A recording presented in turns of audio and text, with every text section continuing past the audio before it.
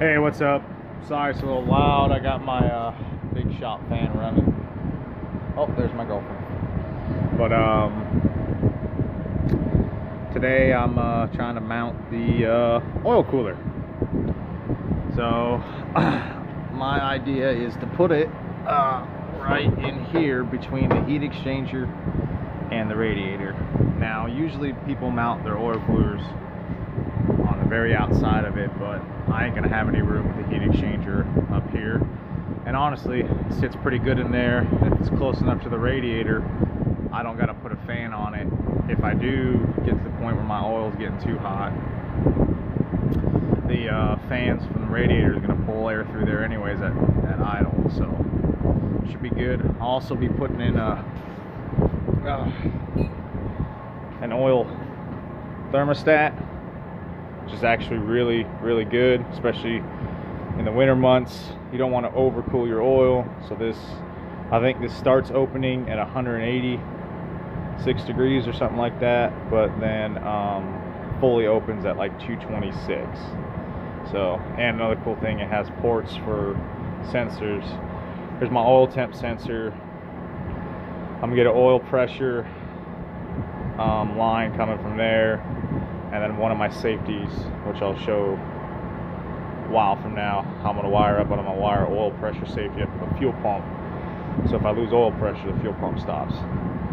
But yeah, so this I'm thinking about mounting about right here using a couple brackets. Nothing crazy. I'll show you how I do that. You know, the Sicky kit, you get the oil lines. My biggest thing is trying to figure out where I'm going to mount filter and the filter housing. Originally I had it like this against the fender wall, and I liked it, but I mean, I didn't like when I changed the oil went everywhere. I was trying to find a place to put it, but I think my best place for it is going to be about right here now. Just tucked up on this fender. Plenty of room for the intake I'm going to build to go down there. And yeah, but showing you what I'm doing now. And once I get this thing mocked up, I'll take another video and kind of show you how what brackets and how I kind of threw it all together. All right, so this is how I got it kind of set up, preliminary, or whatever the word is. Damn, I can't speak. But I just put ultra long bolts into the radiator clamps that hold the top of the radiator down. Just put really long bolts in there, and made these little brackets. I had these brackets in my little garage. I just cut them and drilled the appropriate holes, and just hanging from there. It's a little, I gotta tweak it just a little bit. I gotta bring this side up just a little bit. But I was at Lowe's getting some stuff from my yard and the house. I saw these little brackets, so it's like, take them home and see. Turns out they're probably gonna work out pretty good if I put them just like that. Drill a hole and put a rib nut here. Put a little some rubber strip right underneath this thing to help vibration, and drill 2 holes here. As you can see, I already put rib nuts on the oil cooler. I just put 2 on each corner just in case I didn't know how I was going to mount it. Really come in handy when you're doing this stuff and you don't have a welder, or you don't want to use a welder, and it just makes life a lot easier. Because you know, I already kind of painted my bay, and I'm trying not to having to redo it. And this way I don't warp any metal, and I'll make sure my oil cooler is nice and secure, won't go anywhere. And I'll probably end up putting some rubber bushings underneath both these brackets and using smaller bolts, not as long, but just enough to bite onto them. And yeah, my oil cooler should sit right in there. Has decent clearance from the radiator. I probably will use some foam on the opposite side of here to give a good seal to the radiator. So like I said, when that fan kicks on and I'm actually cooling the oil via the thermostat, I'll have actual airflow through this. But I have a feeling, even sitting right here, especially what I have planned to get as much airflow to the radiator and to the heat exchanger as possible, I bet I won't even need to do anything, and I bet it'll be just fine right here. So my most important thing is cooling the stuff that's going in there, and then in the motor, and then the oil. Considering this motor won't work nearly as hard to push this car as it does the factory car, I think I'm gonna be okay. But if I have to make changes, I will. And if I have to put a fan on the front of this pushing it, it is what it is. But yeah, so I'll get everything drilled and bolted, and I'll show you what it looks like when it's all done. And yeah, that's it. Well, there's the brackets all drilled out. And as you can see, hanging, there's probably a finger right here. So that's it's pretty good. We'll hopefully this works out. I know I'll have to move it, but it should be okay. Next is just got to drill a couple holes here in the frame, add some rib nuts, bolt that down, and then I'll work on the oil filter housing and the oil cooler thermostat. Alright, well, so oil cooler's in there.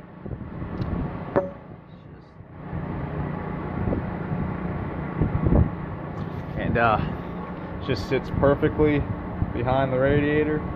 No problems, no nothing. So now it's on to the oil cooler thermostat and my filter housing. Alright, well, that was quick and easy.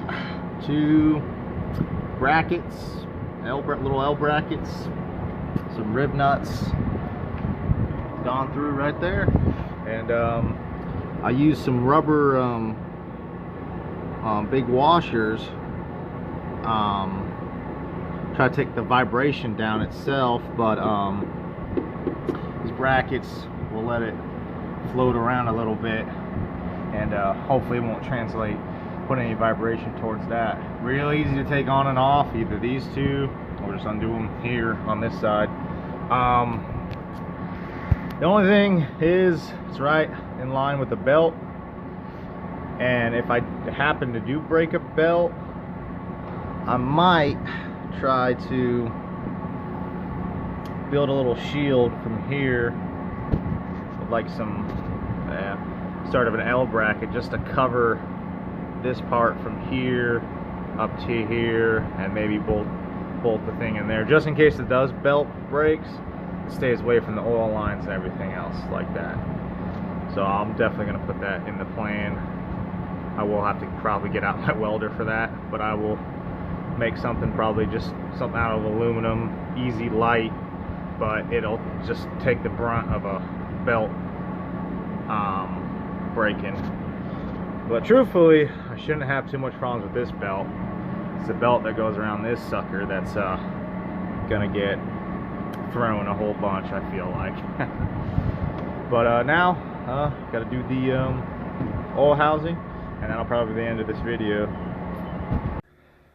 Alright, so this is as far as I gotten today. I got 2 AN lines made up for the oil cooler. It's mounted. This is mounted. So show you how I'm going to do it, because I want to reuse these hard lines, because they're pretty awesome right next to the header. So that is engine in and engine out. So this is the out of the oil pump. So this is going to go on the end of my filter housing. So I'm just going to get a 45-degree fitting for that, and that'll be done. Then I'm going to get a 45-degree fitting that you can clamp to a line like that, but 45 to go from here to